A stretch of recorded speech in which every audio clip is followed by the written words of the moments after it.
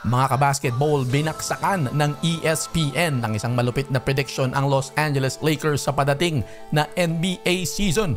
Ayon sa kanilang latest predictions para sa 2024-2025 season, magiging kasama daw sa mga nasa ilalim ang Los Angeles Lakers at hindi raw papasok sa playoffs.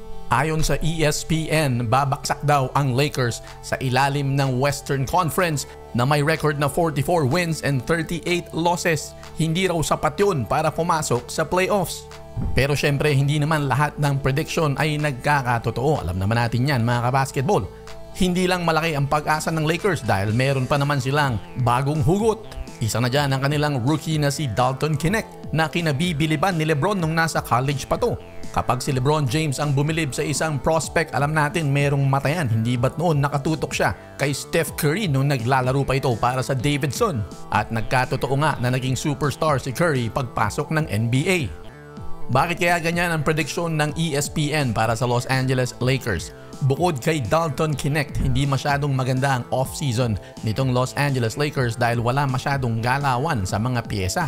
Tapos yung kanilang coaching search na dapat ang kanilang pinupuntirya ay si Dan Hurley ay hindi tinanggap ang kanilang alok at pinili pang mag-coach doon sa dati niyang kupunan sa NCAA kahit na mas maliit pa ang sweldo doon.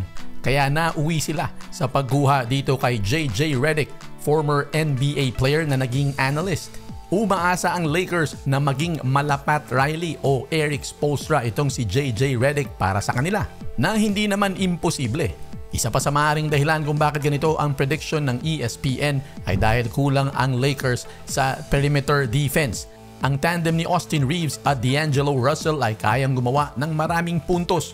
Kaya lang marami ding ibinibigay ito dahil sa kakulangan nga ng depensa. At ang isa pa nilang big man din na si Rui Hachimura na nakuha nila noong 2023 ay humatak lamang ng 4.3 rebounds noong nakaraang season. Hindi magandang mga numero yan para sa isang power forward sa kanyang height at pangangatawan. Si Vanderbilt sana ang kanilang magiging primary defensive stopper kaya lang na-injure naman ito.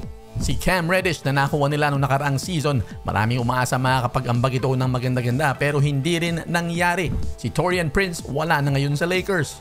At maganda sana na pumirma lamang si LeBron James ng 2-year $97.1 million contract na magbibigay sa kanila ng kakayahan para kumuha ng iba pang mga players dahil nga hindi mahaba yung kontrata, mas maliit lamang ang pakakawalang pera.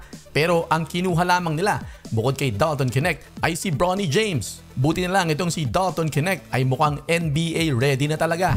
Pero kahit ano pang sabihin ng mga prediction na yan, habang nandyan si Anthony Davis at si LeBron James at kung mananatiling healthy ang dalawang ito sa buong regular season, ay hindi pa rin pwedeng alisin ang posibilidad na pumasok ang Lakers sa playoffs at maging hanggang sa NBA Finals.